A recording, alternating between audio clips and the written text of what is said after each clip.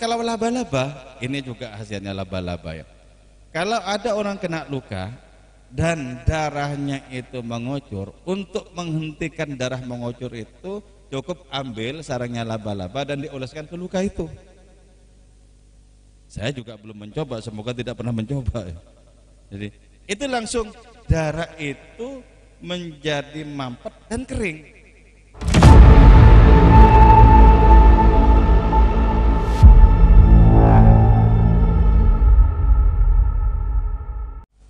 Nabi dilindungi oleh Allah Ta'ala dengan dua makhluk yang lemah, yaitu laba-laba dan burung merpati. Nah sekarang sikap Nabi kepada dua binatang yang lemah itu bagaimana?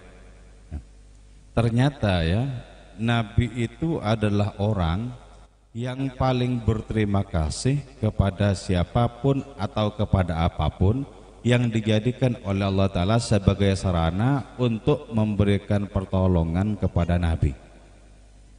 Sampai ada hadis begini di dalam syarahnya kitab Burdah. Naha Rasulullah sallallahu alaihi wasallam an qatlil hammam wal ankabut fil haram. Jadi Nabi itu melarang siapapun untuk membunuh burung merpati dan laba-laba yang ada di tanah haram. Jadi ya, betapa Nabi ini merupakan contoh tentang bagaimana kita mesti berterima kasih kepada apa saja atau siapa saja yang pernah dijadikan wasilah oleh Allah untuk memberikan sesuatu kepada kita.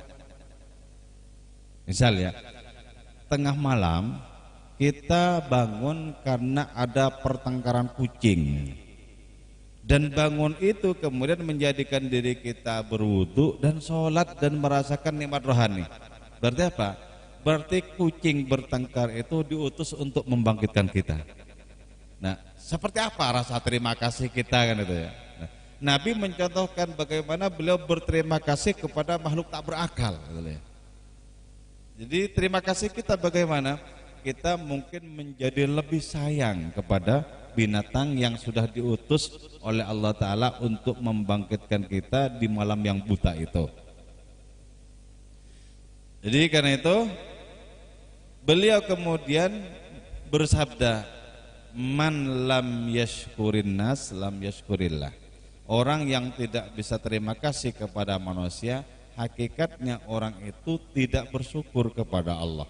Jadi ya, kita misalnya begini, ketemu seseorang dari kalangan teman kita dan kita bisa bergembira merayakan pagi hari atau sore hari karena bertemu dengan teman itu. Nah, kita secara otomatis mestinya juga berterima kasih. Kenapa? Allah memberikan kegembiraan kepada kita lewat dipertemukannya kita dengan sang teman itu tadi. Jadi itu akhlak Nabi yang begitu luhur ya. Terus berkaitan dengan dua binatang ini ya, dengan dua binatang ini yaitu burung merpati dan laba-laba. Ada sebuah kitab yang sangat menakjubkan terdiri dari dua jilid, yaitu kitab Hayatul Hayawanil Kubro. Kitab ini hanya berisi tentang keterangan mengenai binatang-binatang. Dan saya acung jempol kepada pengarangnya itu karena beliau ini, pengarangnya ini, itu tahu khasiat dari setiap binatang yang ditulis. Misalnya begini, khasiatnya burung merpati itu apa? Khasiatnya burung merpati. Nah, saya membaca di antara khasiatnya adalah orang yang berdekatan dengan burung merpati, misalnya memelihara burung merpati. Kalau di Mekah Madinah nggak usah memelihara, memang dekat terus. Sebab di sana jumlahnya ribuan. Orang yang berdekatan dengan burung merpati akan dijauhkan dari stroke. Nah, ini mungkin dunia kedokteran harus tertantang ini. Bagaimana sesungguhnya ini? Penelitiannya, investigasinya bagaimana? Kok bisa orang jauh dari stroke karena orang itu dekat dengan burung merpati? Terus lagi, kalau telek burung merpati itu digodok ya, digodok, dan orang yang sedang mengalami sulit kencing meletakkan dirinya dikena asap dari godokan teleknya merpati itu, maka seketika penyakit sulit kencing itu akan menjadi sembuh katanya. Jadi loh, taunya dari mana? Masa ribuan binatang, penelitiannya itu bagaimana ini? Pastilah laduni ini. Pastilah laduni.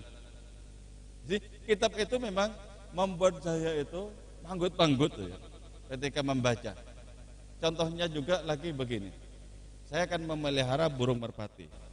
Sempat muncul ide menggunakan khasiatnya makhluk yang ketika ditaruh di dekat burung merpati itu, maka burung-burung akan berdatangan ke tempat saya.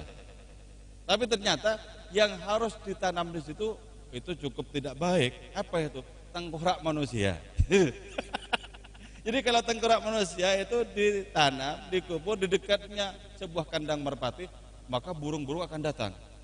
Nah, salah satu santri tanya kepada saya, apakah itu termasuk burungnya orang lain ke situ, Kiai?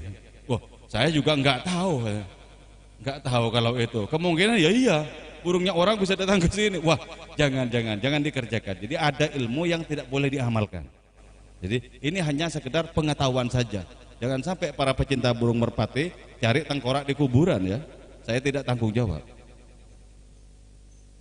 Ada lagi ya.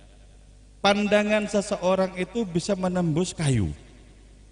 Kalau ini sesungguhnya khasiatnya itu jelas nyata, tapi ini haram dikerjakan itu loh. Apa maksudnya dalam batin saya? Ini haram dikerjakan, tapi kok khasiatnya manjur sekali. Jadi kotak dari kayu itu ditembus. Jadi kalau orang suka judi dan menggunakan ilmu ini, menang terus. Dulu pernah ada kawan saya menggunakan ilmu itu, menang terus. Orang tahu kok di dalam itu gimana posisinya. Tapi ini tidak mau saya kasih tahu lah. Nanti bisa berbahaya bagi tukang judi. Yang sudah tobat bisa kambuh lagi. Sebab bisa menembus itu loh. Bisa menembus. Terus kita tahu ada kelelawar ya. Kelelawar. Kalau bahasa politiknya itu kampret. Itu kelelawar maksudnya, kelelawar. Ini khasiatnya juga bagus. Dulu sering kali dipakai oleh para polisi yang memburu penjahat. Sebab begini, kalau kelelawar itu digoreng, ini juga haram loh ya, jangan dikerjakan. Cuman ilmu aja ini. Jadi ada ilmu yang memang harus ilmu aja. Kalau itu digoreng, terus kemudian minyaknya gorengan kelelawar itu diulaskan di sini. Ini di malam yang kelam bisa penglihatannya terang. Jadi dipakai sama polisi itu, untuk mencari maling-maling zaman dulu ketika tidak ada penerangan, tidak ada lampu-lampu, tidak ada senter itu. Ini kehebatannya kitab Hayatul Hayawan yang semula sesungguhnya dibuka dari perkara burung merpati kemudian kemana-mana. Nah, kalau laba-laba, ini juga khasiatnya laba-laba ya. Kalau ada orang kena luka dan darahnya itu mengucur, untuk menghentikan darah mengucur itu cukup ambil sarangnya laba-laba dan dioleskan ke luka itu. Saya juga belum mencoba, semoga tidak pernah mencoba ya. Jadi itu langsung darah itu menjadi mampet dan kering. Khasiat. Oke.